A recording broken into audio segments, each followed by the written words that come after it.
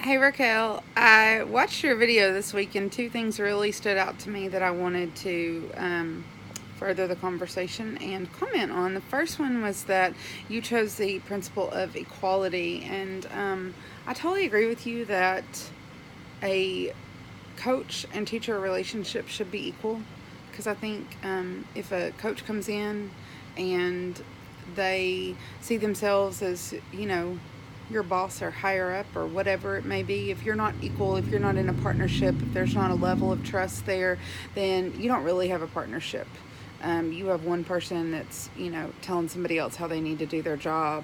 And I think that all the research shows and everything that we've read that, you have to treat a teacher as a professional. And like you said, you're there to listen, not to persuade.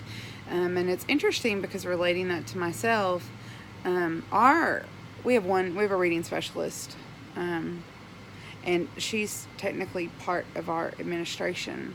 And I would say her job is very administrative. It's a lot of paperwork. It has very little to do with coaching, but it is made very clear through the hierarchy of our school that she is on level with our principal and our assistant principal, and there's definitely no equality in that relationship. And I think that shines through big and bright in her relationship with teachers. So I liked that you pointed out that this week.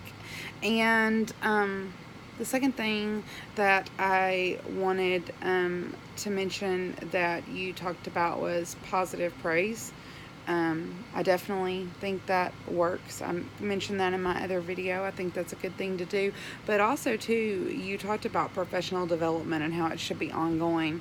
I read a case study, I think it was for one of my reading classes, a couple weeks ago, and it was talking about Rosa Parks High School in elementary school. I'm sorry, Rosa Parks Elementary School. It was in California. They were an underperforming school, blah, blah, blah. Anyways, I read it because we were talking about literacy framework, and they developed a literacy framework. But one of the things, and they turned their whole school around.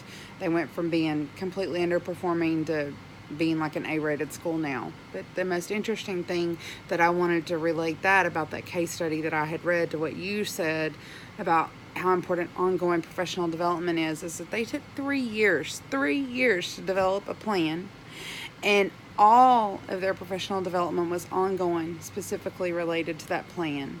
They didn't do the one-day show. They didn't do the one-off and we're done.